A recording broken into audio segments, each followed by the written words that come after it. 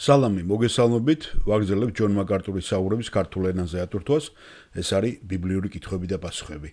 შემდეგ კითხვას სვავს ამ ეკლესიის, გრეისის სათემოს ეკლესიის, ანუ მადლის სათემო ეკლესიის, სადაც ჯონ მაკარტური მსახურობს, ბავშვი მოზარდი.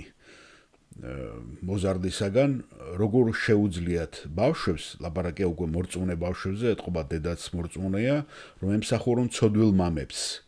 აქ წერია ურწმუნო მამებს, რომელსაც ქრისტე არ მიუღიათ. და ეს შესანიშნავი კითხვა ამბობს ჯონ მაკარტური.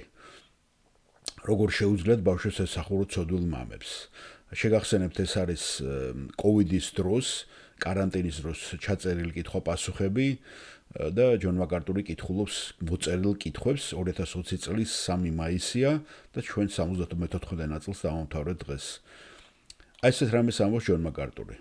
პირველ რიგში იყავით მორჩილი, იყავით დამჯერე მამისადმი. მეორე, იყავით პატივისცემით სავსე.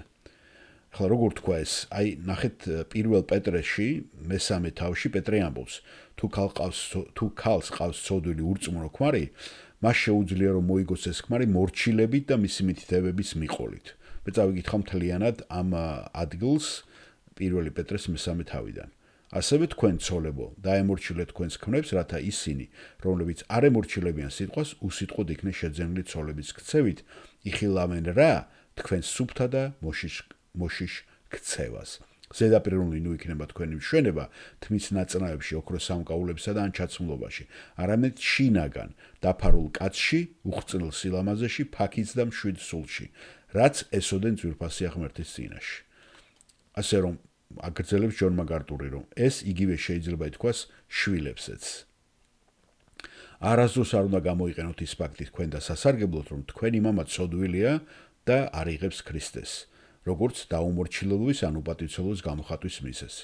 პირიქით, იყავით მორჩილი, პატივისცემით აღსავსე, მოსიყვარულე და მუდმივად ილოცეთ თქვენი მამის ხსნისათვის. და მე ვიტყოდი, რომ როცა შესაძლებლობა გექნებათ, ამის კარგ მომენტს იპოვით, იყავით საკმარისად გულწრფელი და სიყვარულით მოეფერეთ მას და უთხარით, მამიკო, მე ვლოცულობ, რომ იესოსთან მიხვიდე. ეს არის ჩემი ნომერ პირველი საზრუნავი შენთვის. უთხარით მას ეს, რომ ის თქვენს გულშია და ეს არის სწორად თქვენი უპირველესი ლოცვა. მადლობა მოსმენისათვის.